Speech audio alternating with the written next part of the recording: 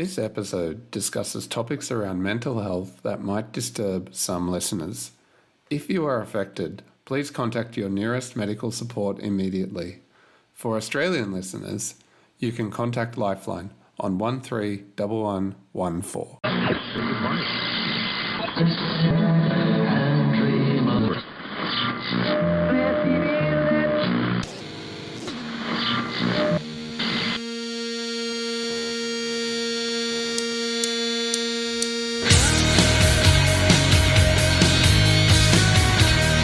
Hello and welcome to Mind Tuning. My name is Will.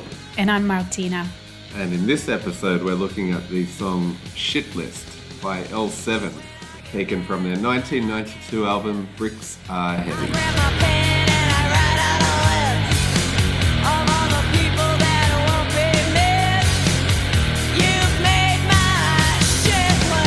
L7 were one of my favourite bands when I was young.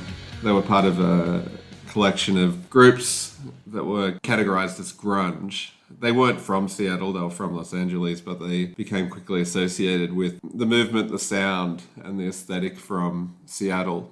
And so that was how I became exposed to them. Other bands that I was interested in from Seattle would reference them, and they quickly became a favorite of mine. And not a lot of their songs dealt with emotional or mental vulnerability. They were four women in a band who were projecting strength and assertiveness, and it wasn't necessarily part of their project to discuss vulnerability, let's say. But within their lyrics, nevertheless, you can find themes that concern mental health. And Shitlist does contain some of those themes. In a way, firstly, in that regard, I would say that the list that they refer to, the shit list that they draw up, that the lyrics mention, when they get mad and when they get pissed, they take out a pen and they write up a list of all the people that won't be missed. You've made my shit list. And this list seems to be a way to deal with the frustration that the singer of the song, Donita Sparks, feels about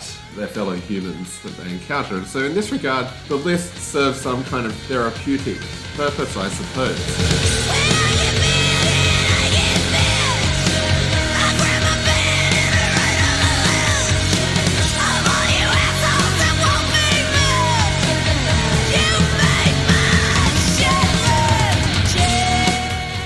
I suspect we've all done this, not necessarily physically written it down, but we've all at times gone through those people who've done us wrong and dreamed of becoming richer, more powerful, more in a position where we can make them pay for that by various means. Of course, this always brings some kind of satisfaction in our own little mind and at that particular time. But beyond that, it is a known thing that writing things down can be therapeutic. Like journaling.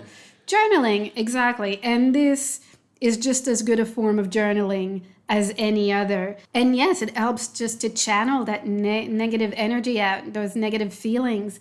It helps channel them out and helps you move on, I guess. You're right. I hadn't actually thought about that. It would provide that kind of purpose and possibly that outcome. I remember when I was 18 and was at university, and one of my friends, inspired by this song, would have a shit list of people in the class that used to annoy us. And we'd add them or remove them from the list that we'd just written in the back of one of our books. Each week, depending on who was annoying us, who was saying things in class which we were frustrated by. Unfortunately, I'm not sure it was that therapeutic for our mental health. I don't think we were actually that afflicted by these other people. We were just annoyed by them. It seemed to, in some way, normalize the negativity, because there became an ongoing project to add people to the shit list. But in general, I do see your point. I think it would be consistent with practices where you can put something on paper and then, how often people sometimes, if they're feeling anxious or worried about something, they'll write down the thing that they're anxious or worried about and that they want to move past. And they'll write down a piece of paper and then they throw the piece of paper in the bin. Yes. And it's like symbolic for throwing away the worry. Exactly. That's exactly it. That's exactly the kind of practice I was referring to. And going back to what you did when you were younger, making a shit list of the people from your class, it might have had more of an impact than you think, where unconsciously maybe it made you more aware of the other people for whom you maybe had more positive feelings and made you appreciate these people a bit more. Who knows? We're also talking about teenage boys, so...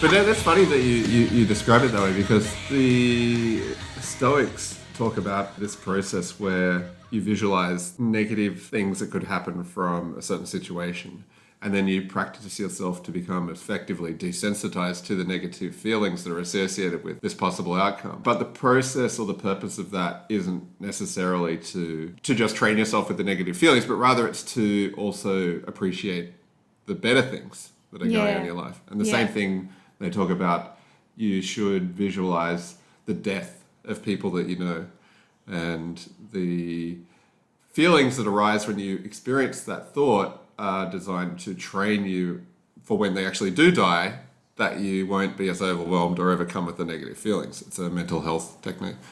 And part of the purpose of that isn't just for training yourself to be resilient to the feelings, but rather it's also to make you appreciate the people while they're alive, which is somewhat related to what you're talking about. Yes, exactly. It's about appreciating the now as opposed to fearing the future or missing the past. And same here, rather than spending too much energy hating the people who have done you wrong, who've pissed you off, write it down and then move on, move forward, and look at the people who are not on your shit list. Yeah, another therapeutic aspect of this is where the lyrics say, for all the ones who fill my head with doubt.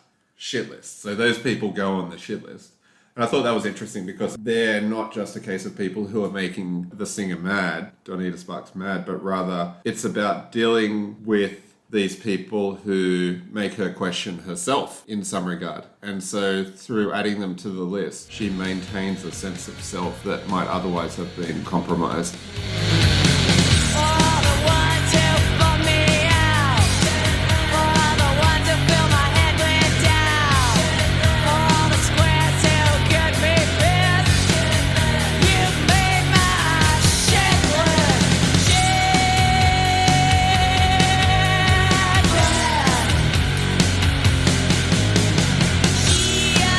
Yes, I think that's interesting what you said. Although it's not explicitly said here, probably for rhyming reasons, but what really she meant is not just people who piss them off, but people who have had a negative impact in their lives in one way or another. This, they're all on the shit list. Heartbreak, people who have cut them off in traffic or been rude in any way. And again, therapy, write it down. It really is, isn't it? And move forward. This is a prototypical technique for maintaining one's mental health, is to write it down. Yeah, and in this case, they did it twice because they did the shit list that they write in the song, and they wrote the song. So that's like double therapy. It's no wonder they're so happy. Well, and the music speaks for itself. It's unequivocal. The anger is very angry in that song. But it's kind of like a joyous anger. Yeah. Which is consistent, I guess, with what we're saying. Instrumentally, it sounds... There's something quite uplifting in a way. Yeah. And cathartic, I guess it would be the term. That's here. Like they're just yelling it out and enjoying that moment as they are moving past these assholes that are making the shit list.